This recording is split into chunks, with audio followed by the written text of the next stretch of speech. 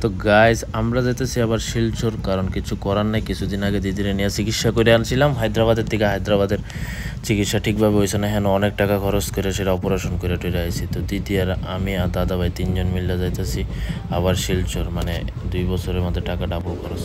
আর দাদা ভাই তো রেলের ভিতরে দেহ কি ঘুম দিছে, মানে আমরা রিজার্ভেশন পাইছি না, চেয়ার কাট কেটে গেছিলাম আর ঘুমাইতে ঘুমাইতে শেষ। তাছাড়া আমরা যে সময় শিলচর আইছি দেখো একটা পরিবেশ, আর ওইদিকে প্রচুর পরিমাণে বৃষ্টি, যার কারণে মানে ফ্লাডের উপরে ফ্লাড হয়ে গেছে, পুরা জেন্দা দেখো এন্দা ফ্লাড। এরপরে কিছুক্ষণ পরে লোক বৃষ্টি নেমে গেছে, আর কিছুক্ষণ দাঁড়াইতে না দাঁড়াইতে ওইখানে বৃষ্টি নেমে যাবে, মানে ওই দিনকার পরিবেশটা আসলো এরকম। আর কিন্তু মানুষের বাড়িঘরও মানে জলের নিচে আসছিল, মানে পুরা যেমন লাগতেছে সাগরে গেছে, আলাদা একটা স্টেটে আয় পড়ছি, আসাম টাসাম বা ইয়টিয়র দিকে আয় পড়ছি। বাট দেখতে সুন্দর লাগতেছে, তারপরে খারাপ লাগতেছে মানুষের বাড়িঘর এত জলের নিচে।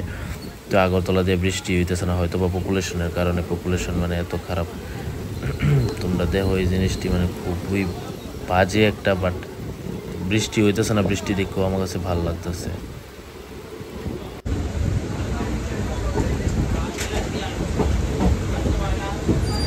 তো তারপর আইফএসি শিলচরের মাঝামাঝি আরেকটা কাছের স্টেশনে, তো ওইখানে ক্রসিংয়ের লেগে দাঁড়াইছি। আর ক্রসিংটা শেষ হওয়ার পরে আবার সেই জায়গা, সেই পরিস্থিতি, সেই মানুষের ঘরবাড়ি, মানে ওইখানের মানুষের পুরাই আছে। তারপরে আই ফেললাম আমরা শিলচর আওয়ার পরে দাদা ভাই এলেছে বৃষ্টি, সেখানেও বৃষ্টি। তো দাদা ভাই এলেছে উপরে, আর আমি একটু স্টাইল মেল মেরে আইতাছি। দাদা ভাই উপরে এলেছে ব্যাগ ট্যাগ লইয়া টুয়ে সেরে, আর এটি হচ্ছে শিলচরের বাইরে স্ট্যাচুটা, খুব মানে ওইখানেও ফ্লাড জল। আর এটা হচ্ছে আমাদের হোটেল, যেটা লুক ছিল না, আমরা শুধু 3 জনই আসছিলাম ওই দিনকে হোটেলের মধ্যে। হোটেলটা ঠিক আছে, নর্মালের মধ্যে ঠিক আছে।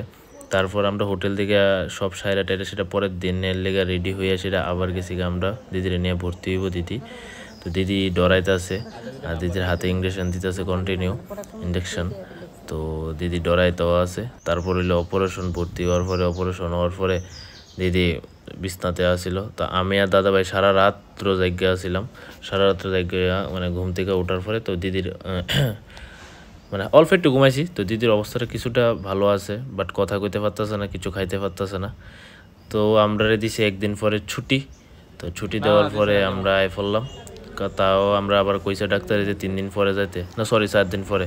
তো ওইখান থেকে আমরা হোটেলে আয়া রেস্ট করতে আসলাম, কারোর ঘুম টুম হইতো না ভালোভাবে। দাদা ভাই আর আমার কারোরই ঘুম হইছে না, আর দিদি তো বেউসি আসিল। তারপর ওইখান থেকে পরের দিন আমরা আবার বাড়ির লেগে রওনা লইয়া লাইলাম। তো তোমরা কাছে যদি এটা ভালো লাগে ব্লগটা, তাহলে লাইক অ্যান্ড শেয়ার করো, প্লাস কমেন্ট করে জানাইও। আমরা বাড়ির লেগে রওনা হয়ে গেছি। তো গুড বাই।